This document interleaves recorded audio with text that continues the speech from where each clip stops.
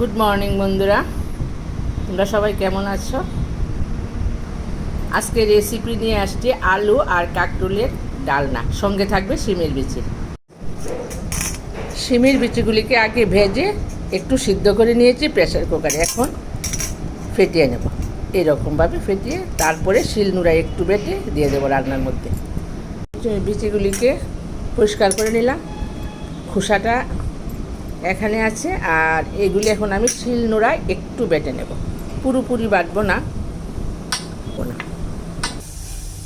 এবার আমি আলু কাঁকরোলগুলি একটু ভেজে নেব,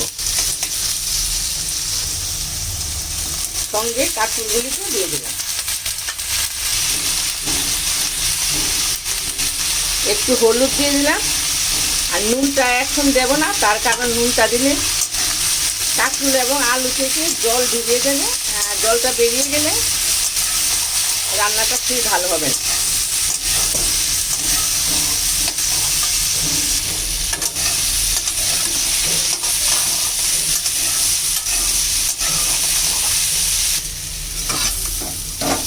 ভাজাটা হয়ে গেছে, এখন এগুলোকে নামিয়ে নিচ্ছি, করে নিচ্ছি। 1 চামচ দিলাম ধনিয়ার গুঁড়া, 1 চামচ হলুদ, 1 চামচ জিরের গুঁড়ো।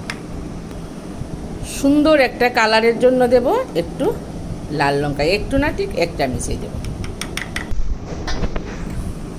এখন একটু জল দিয়ে মশলাটাকে মিলিয়ে নেব। আর ওইটা আমি ফোড়নটা দিয়ে দেব। ফোড়নে থাকবে তেজপাতা আর শুকনো লঙ্কা। এক্ষণে দেব, এক্ষণে মেথি আর কালো জিরে দেব ফোড়নে।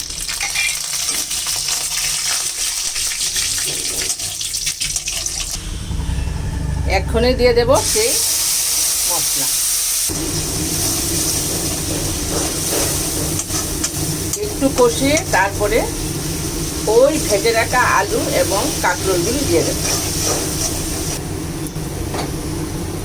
এক্ষণে দিয়ে দেব ভেজে রাখা আলু আর কাঁকরোল, একটু কষিয়ে তারপরে ঝোল দিয়ে দেব। এবার একটু ঝোল দিয়ে দিলাম, এখন সিদ্ধ হয়ে যাবে।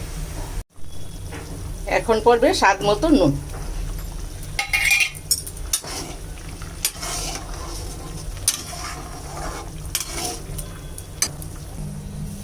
এইদিকে বেটে রাখলাম শিমের বিচিগুলি।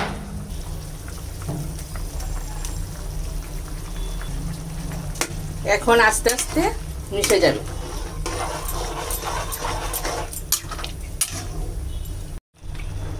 এই কয়েকটা কাঁচা লঙ্কা বেটে দেব,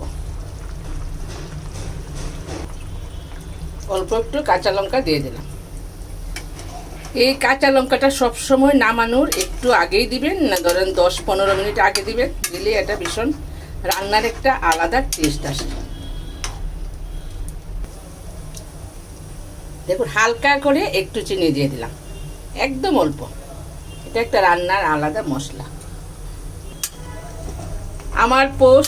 আমার পোস্ট ভিডিও যদি আপনাদের ভালো লাগে, অবশ্যই একটা লাইক, একটা সাবস্ক্রাইব দিয়ে আমার পাশে থাকবেন। আমিও আপনাদের পাশে থাকব। রান্নাটা পুরোপুরি কমপ্লিট হয়ে গেছে বন্ধুরা। এখন পড়বে একটু ঘি।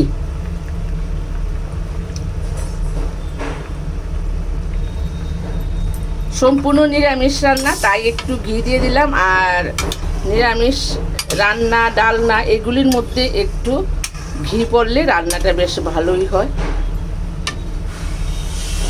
এইভাবে আপনারা খেয়েও দেখবেন, ভালো লাগবে। বাই।